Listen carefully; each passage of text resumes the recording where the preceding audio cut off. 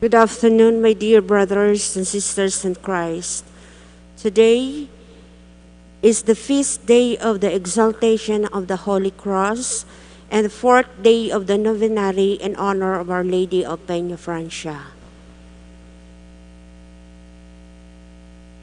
Our intentions for this Eucharistic celebration are thanksgiving for the graces received and honor of Our Lady of Peña Francia by Hayi Willie Azanya, kainan ni Nanay Nilda Doblon Soriano, custodian of parish devotions, Noel and Nilma Ali Innocente. Thanksgiving for the graces received by GCI Construction and Development Corporation, care of Gigi Ibasco. Thanksgiving Mass by Michael Franco C. Ibasco. Thanksgiving Mass by South Bridges Learning Center Incorporated, and Thanksgiving Mass by Mariners Naga and Evelyn Sumayaw. For the eternal repose of the souls of Leoncia, Francisco, Jose, Mona Lisa, Mr. and Mrs. Aquiles, all souls and forgotten souls, as lovingly offered by Lacanlali family, Emma Cubilla, Erma Dizon, Elena Barde, and Cohebillas family. For the special intention, good health and safety of the Mariners community by Mariners Naga. For healing of Jose Imperial, offered by Hayi Willie Azanya. For successful examination of Jacob Ryan Korean by Korean family. Petition to end pandemic by Nilda Doblon Soriano. Special intention by Villafuerte family. Good health, safety, and protection by Annalisa Bongkodin. For safe duty at hospital by Ian Dison. For fast recovery of baby Niña Alexi Molilin by Tintin Ignacio. Special intention of Jessa Oliva and Ana by Nene Oliva. For good health of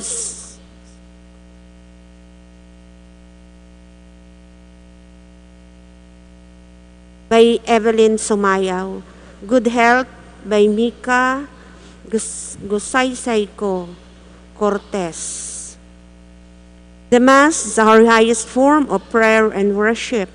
We invite you to participate consciously and actively in our celebration. As we offer it, let us ask that we may grow in God's grace and love. Our main presider for this Eucharistic celebration is Reverend Father Domingo Florida, our parish priest. All stand to begin the celebration.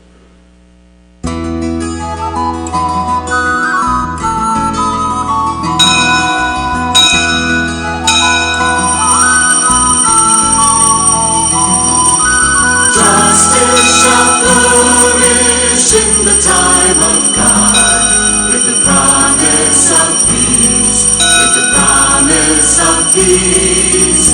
Justice shall flourish in the time of God, with the promise of peace forever. Give to who rules the judgment of your name, justice and righteousness to all who come to power, and truly lead with integrity and right, and the poor will receive their due. Justice shall flourish in the time of God, with the promise of peace, with the promise of peace. Justice shall flourish in the time of God, with the promise of peace forever. Justice shall flourish in lives of those who lead, and peace will abound till the moon be no more. May the one with power rule from sea to sea, from the rivers to the ends of the earth. Justice shall flourish in the time of God, with the promise of peace, with the promise of peace. Justice shall flourish in the time of God, with the promise of peace forever. The one whom you call will hear the poor's cry, the lowly and the powerless who have no voice. Pity and compassion for all who have been lost, and the lives of the needy will be saved. In the name of the Father, and of the Son, and of the Holy Spirit, Amen. the Lord be with you. And with your spirit. Brothers and sisters, to be worthy co-offerers of this Mass, let us recall to mind our sins and ask the Lord to forgive us. You were sent to heal the contrite of heart. Lord, have mercy. Lord, have mercy. You came to call sinners. Christ, have mercy. Christ, have mercy. You are seated at the right hand of the Father to intercede for us. Lord, have mercy. Lord, have mercy. May Almighty God have mercy on us, forgive us our sins, and bring us to everlasting life. Amen.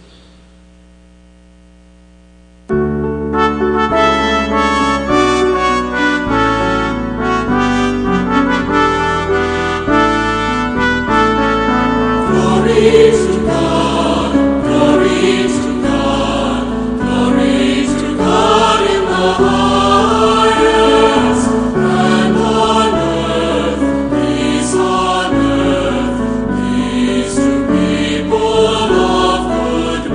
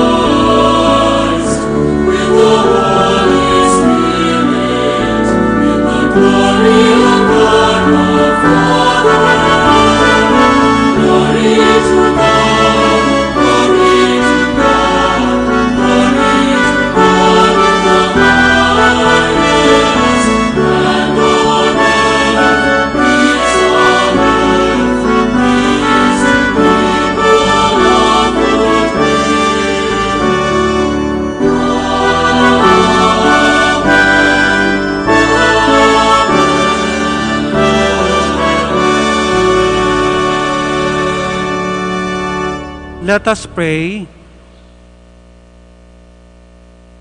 O God, who willed that your only begotten Son should undergo the cross to save the human race, grant, we pray, that we who have known his mystery on earth may merit the grace of his redemption in heaven. Through our Lord Jesus Christ, your Son, who lives and reigns with you in the unity of the Holy Spirit, one God, forever and ever. Amen. All be seated.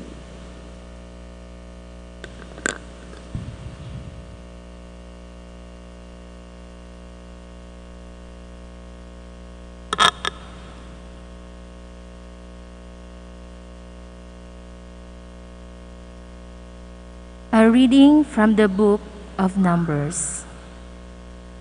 With their patience worn out by the journey, the people complained against God and Moses. "Why have you brought us up from Egypt to die in this desert, where there is no food or water? We are disgusted with this wretched food." In punishment, the Lord sent among the people serpents, which bit the people, so that many of them died.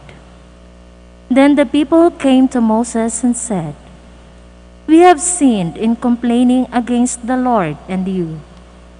Pray the Lord to take the serpents from us." So Moses prayed for the people, and the Lord said to Moses, "Make a syrup and mount it on a pole. And if any who have been bitten look at it, they will live." Moses accordingly made a bronze serpent and mounted it on a pole.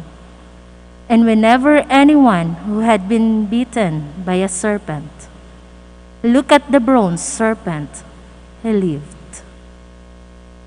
The word of the Lord. Thanks be to God. Responsorial Psalm.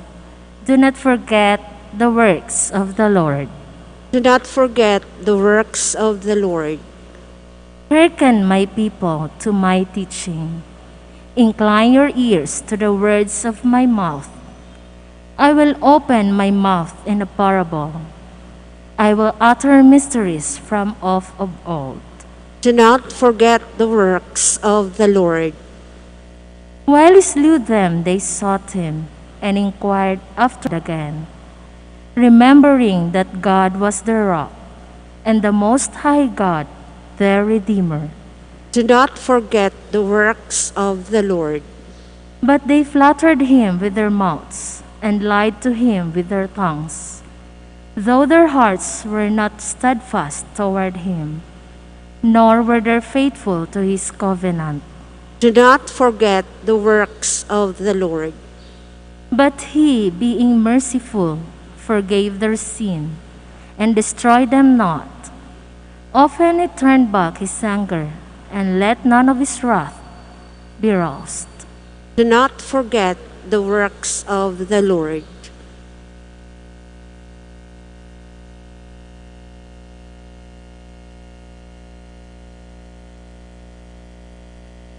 A reading from the letter of St. Paul to the Philippians. Brothers and sisters, Christ Jesus, though he was in the form of God, did not regard equality with God something to be grasped. Rather, he emptied himself, taking the form of a slave, coming in human likeness, and found human in appearance. He humbled himself, becoming obedient to death, even death on a cross. Because of this, God greatly exalted him and bestowed on him the name that is above every name, that at the name of Jesus every knee should bend, of those in heaven and on earth and under the earth, and every tongue confess that Jesus Christ is Lord, to the glory of God the Father. The word of the Lord. Thanks be to God. All stand for the gospel acclamation.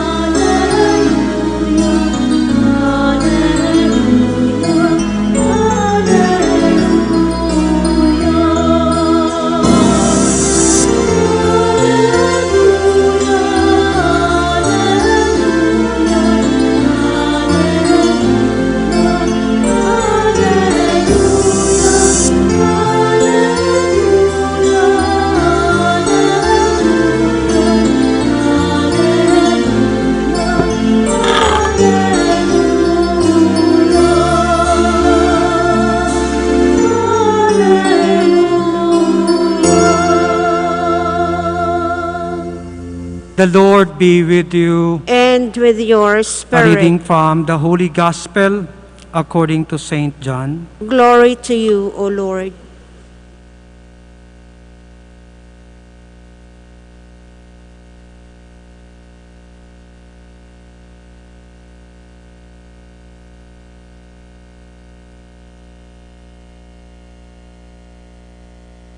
Jesus said to Nicodemus, "No one has gone up to heaven except the one who has came down from heaven, the Son of Man. And just as Moses lifted up the serpent in the desert, so must the Son of Man be lifted up, so that everyone who believes in him may have eternal life. For God so loved the world that he gave his only Son, so that everyone who believes in him might not perish, but might have life eternal. For God did not send his Son into the world to condemn the world, but that the world might be saved through him." My dear sisters and brothers, the good news of our salvation. Praise to you, Lord Jesus Christ. All be seated. Today po, September 14, we celebrate the feast of the exaltation of the Holy Cross. Today we remember the finding of the true relics of the cross of Empress Helena. It is said na ang feast na ini is full of irony.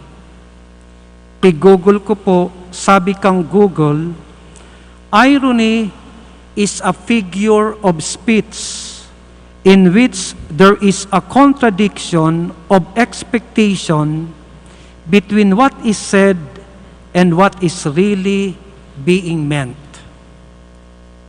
Halimbawa kang irony, ang tao nagkasala dahil sa kahoy.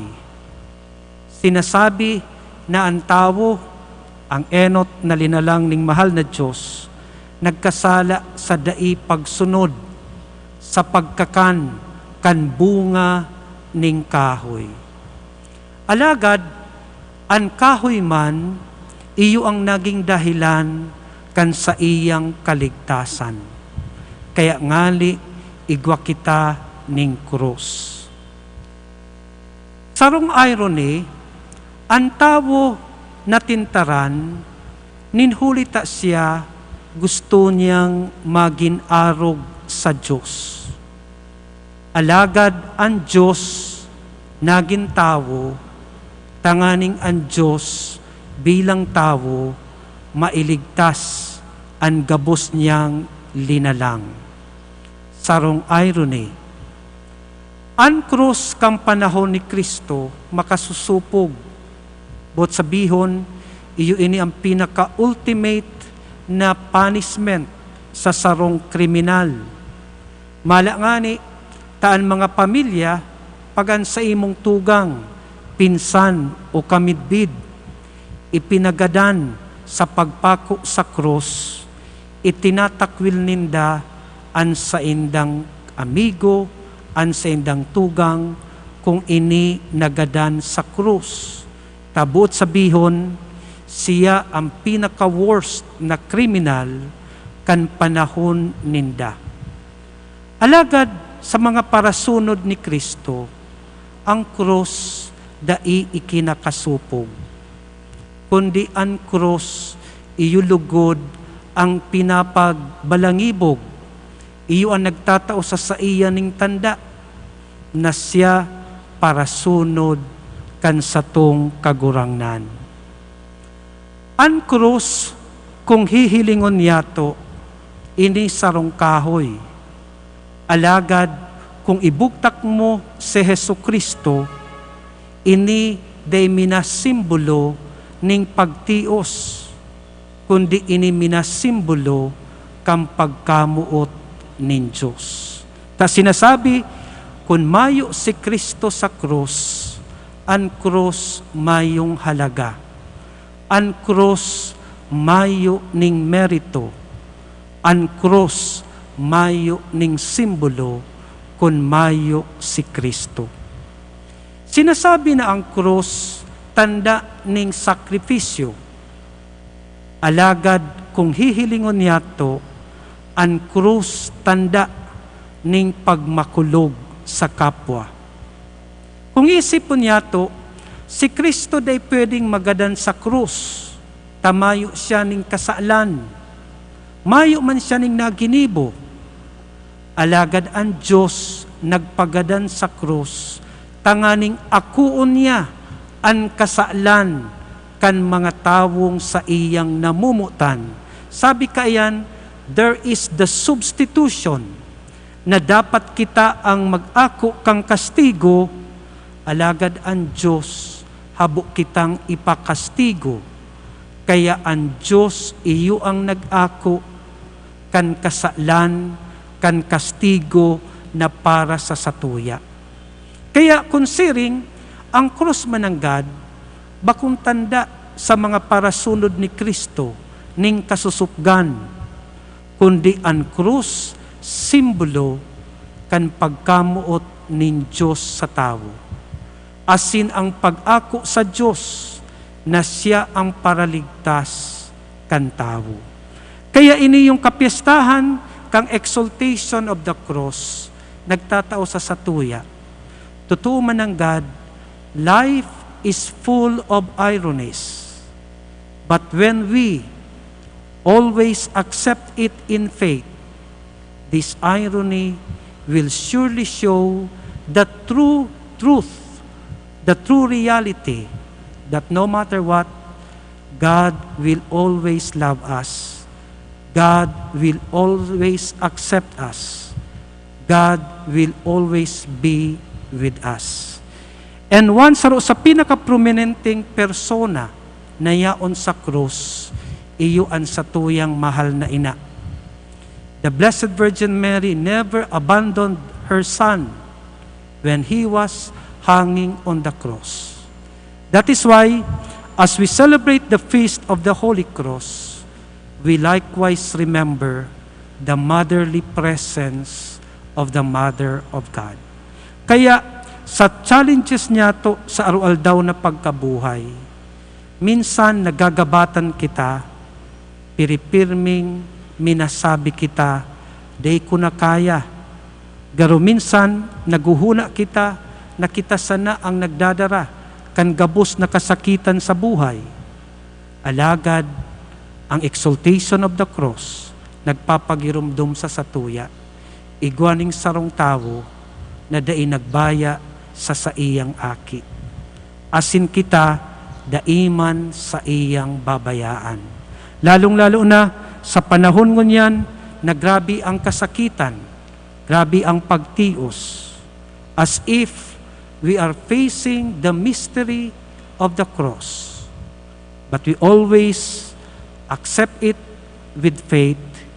We always look at the cross with faith because we believe it is by looking on the cross with faith that God will save us, that God will accompany us, that God will always be with us, just as we have also the Blessed Mother in our side. Kaya po mga tugang, lugod ini yung exaltation of the cross, magtaw sa satuya, ning tulong leksyon. Enot, di kita mawaran ning paglaom sa mahal na Diyos. Ikadua, kung ano ang sa imong problema, kung ano ang sa imong kasakitan, day pagdulagan, ninhulita, pag iyan pig-ako, iyang pinaghurup-hurupan, iyang pinagpangadjian, iyan sa pwede niya tong sabihon, it is an opportunity to once again experience the irony of our faith. And thirdly, ang satuyang mahal na Diyos never will abandon us because He loves us so much so that He humbled Himself and accepted even the punishment that we deserve. So to God be the glory, to the Blessed Virgin Mary be our refuge. All stand. Let us now pray to God the Father, who loved the world so much that He gave His only Son to die for us upon the cross. For every petition, let our response be, through the power of the cross, hear us, O Lord. Through the power of the cross, hear us, O Lord, that the Church on earth may fight on to victory beneath the standard of the cross. Let us pray to the Lord. Through the power of the cross, hear us, O Lord. That people of every nation and culture may find freedom and peace through the one whom God raised on high. Let us pray to the Lord. Through the power of the cross, hear us, O Lord. That those who stand in need of God's mercy and forgiveness may find hope in the cross of Christ as a way to peace and reconciliation. Let us pray to the Lord. Through the power of the cross, hear us, O Lord. That those who sleep in Christ may be cleansed of their sins through the blood of Christ's sacrifice. Let us pray to the Lord. Through the power of the cross, hear us, O Lord. That the sick may see in the cross of Jesus the hope of complete healing and recovery. Let us pray to the Lord. Through the power of the cross, hear us, O Lord. Loving Father, in this life and the next, our hope is in the cross. Grant our petitions as we praise you for your mercies. Through Christ our Lord. Amen. All be seated, and let us give a reverential time for the reception of our offerings for the apostolic works and needs of our parish.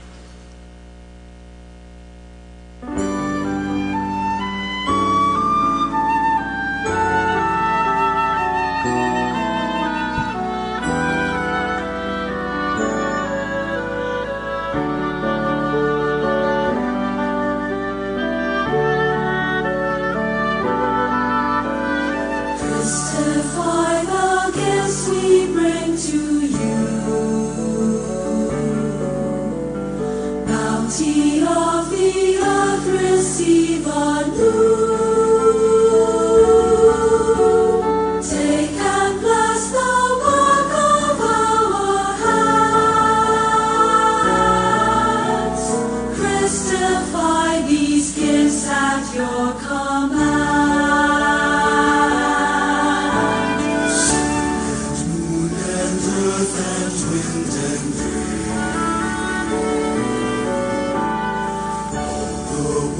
Contained in every grain, all the toil and dreams of humankind, all we bring as bread and wine.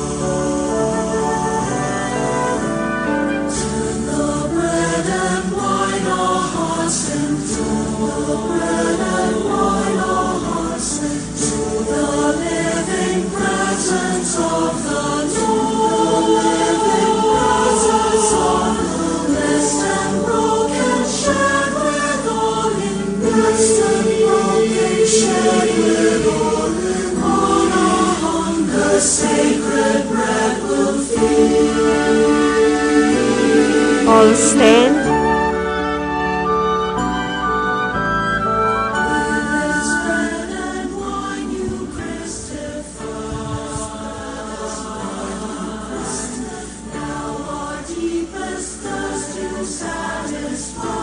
Pray that our sacrifice may be acceptable to God, the Almighty Father. May the Lord accept the sacrifice at your hands for the praise and glory of his name, for our good and the good of all his holy church. May this oblation, O Lord, which on the altar of the cross canceled the offense of the whole world, cleanse us, we pray, of all our sins. through Christ our Lord. Amen. The Lord be with you. And with your spirit, Lift up your hearts. we lift them up to the Lord. Let us give thanks to the Lord our God. It is right and just. It is truly right and just, our duty and our salvation, always and everywhere to give you thanks, Lord, Holy Father, Almighty and Eternal God.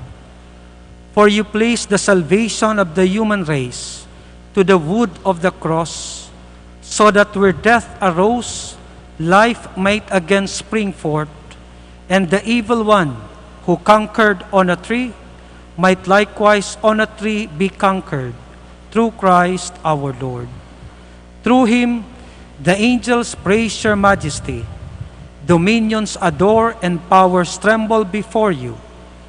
Heaven and the virtues of heaven and the blessed seraphim worship together with exultation.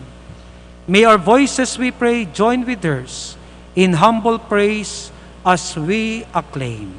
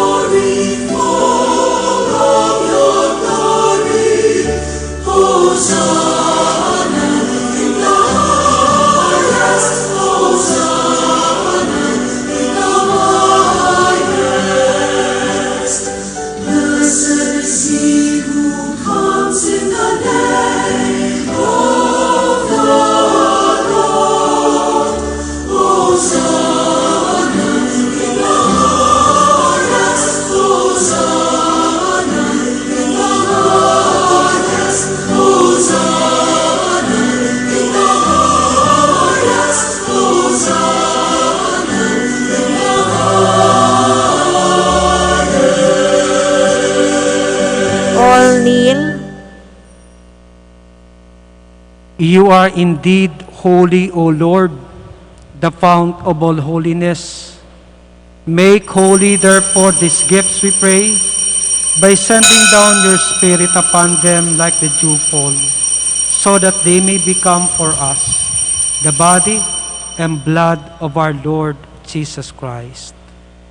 At the time he was betrayed and entered willingly into his passion, he took bread and giving thanks, broke it, and gave it to his disciples, saying, "Take this, all of you, and eat of it, for this is my body, which will be given up for you."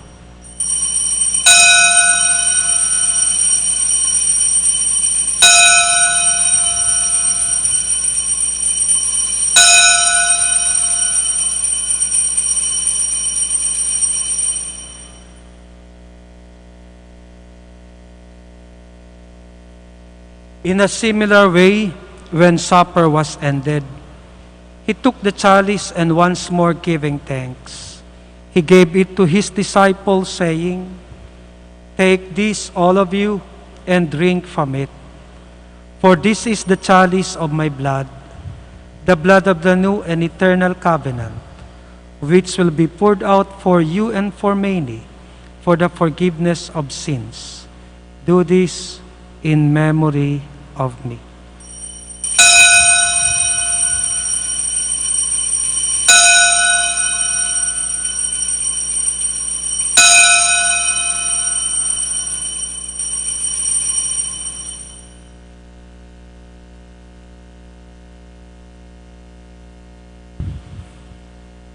The mystery of faith.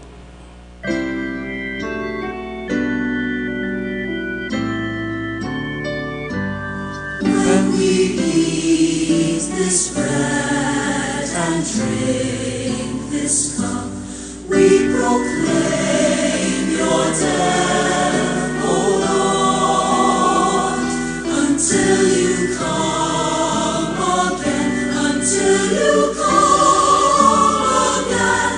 We proclaim your death, O Lord. Therefore, as we celebrate the memorial of his death and resurrection, we offer you, Lord, the bread of life and the chalice of salvation, giving thanks that you have held us worthy to be in your presence and minister to you. Humbly we pray that partaking of the body and blood of Christ, we may be gathered into one by the Holy Spirit. Remember, Lord, your church is spread throughout the world, and bring her to the fullness of charity, together with Francis our Pope, Rolando our Bishop, and all the clergy. Remember also our brothers and sisters who have fallen asleep in the hope of the resurrection, and all have died in your mercy. Welcome them into the light of your face. Have mercy on us all, we pray, that with the Blessed Virgin Mary, Mother of God, Saint Joseph, her spouse, with the blessed apostles and all the saints who have pleased you throughout the ages, we may merit to be co-heirs to eternal life, and may praise and glorify you through your Son, Jesus Christ. Through him, and with him, and in him, O God, Almighty Father, in the unity of the Holy Spirit, all glory and honor is yours, forever and ever.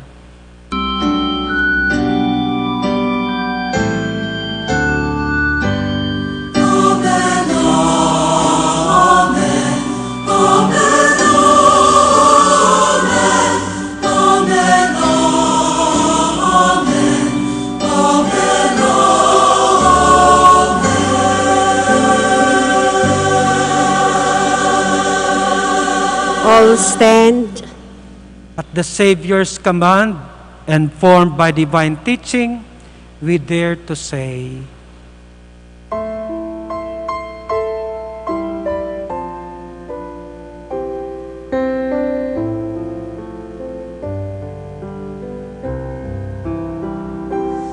Our Father, who art in heaven, hallowed be thy name. Thy kingdom come, thy will be done, on earth as it is in heaven. Give us this day our daily bread, and forgive us our trespasses, as we forgive those who trespass against us. And lead us not into temptation, but deliver us from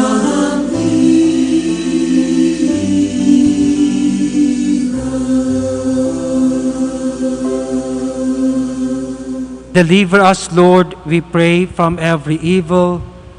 Graciously grant peace in our days, that by the help of your mercy, we may be always free from sin and safe from all distress, as we await the blessed hope and the coming of our Savior, Jesus Christ.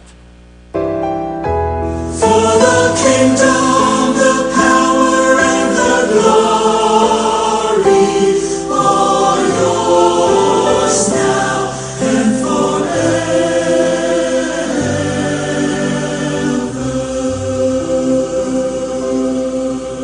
Lord Jesus Christ, who said to your apostles, "Peace I leave you, my peace I give you," look not on our sins, but on the faith of your church, and graciously grant her peace and unity in accordance with your will, who live and reign forever and ever.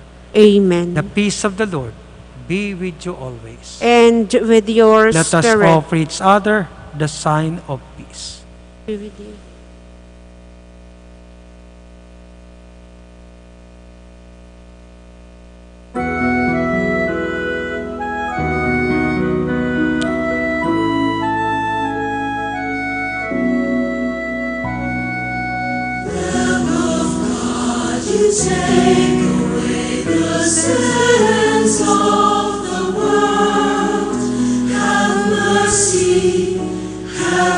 mercy on us. Lamb of God, you take away the sins of the world. Have mercy, have mercy on us. Lamb of God, you take away the sins of the world. Grant us peace. Grant us peace. All kneel.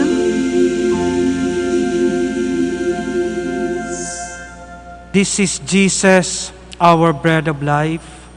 Happy are we who are called to partake in His sacred meal. Lord, I am not worthy that you should enter under my roof, but only say the word, and my soul shall be healed.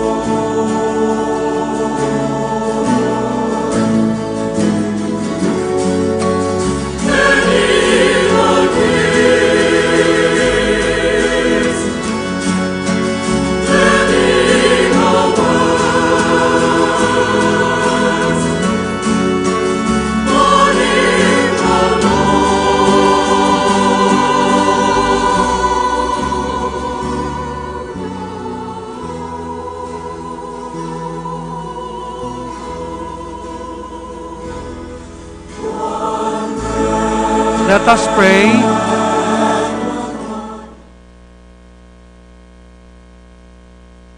Having been nourished by your holy banquet, we ask you, Lord Jesus Christ, to bring those you have redeemed by the wood of your life-giving cross to the glory of the resurrection, who live and reign forever and ever. Amen.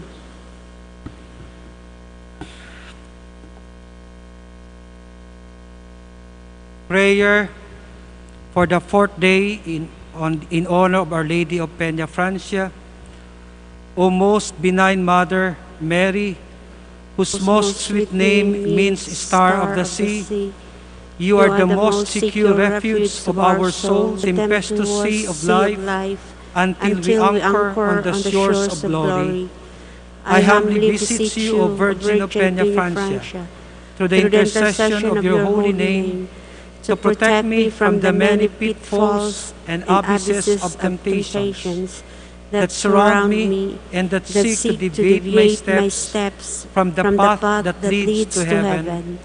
Through the intercession of your holy name, protect me from the precipices towards which my passions blindly grope, and as a luminous star, be my guide that I may not err in such an important voyage towards the eternity that awaits me, that I may finally have the pleasure of seeing you in the eternal glory. Amen. Our Lady of Peña Francia, pray for us. Our Lady of Peña Francia, Pray for us. Our Lady of Peña Francia. Pray for us. Let us give honor to Our Lady.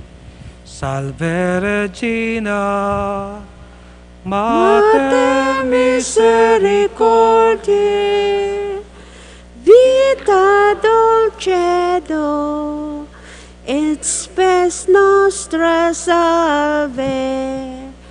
A te clamamos, exoles feli heve, a te suspiramos, gementes et flentes, in hac lacrimarum vale. Ia ergo advocata nostra, ilus tuos, misericordes oculos, ad nos converte. Et Iesu, benedictum fructum ventris tui, nobis post hoc exilium ostende. O clemens, o pia, o dulcis Virgo Maria. Ora pro nobis, Sancta Dei Genitrix. Ut dignificiamur promissionibus Christe. Oremus, omnipotens sempiterne Deus, qui gloriosae Virginis Matris Maria corpus et animam, ut dignum filito habitaculum effetsi mereretur, Spiritus Sancto cooperante preparasti, daut cuius commemoratione laetamu, eius pia intercessione, ab instantibus malis, et a morte perpetua liberemur, per iundem Christum Dominum nostrum. Amen. The Lord be with you. And with your spirit. May Almighty God bless you, the Father, the Son, the Holy Spirit. Amen. Our Mass is ended. Let us all go to love and serve the Lord. Thanks be to God. Viva la Virgen! Viva! Viva la Virgen! Viva! Viva la Virgen! Viva! Palakpakan ta po ang satong mahal na ina.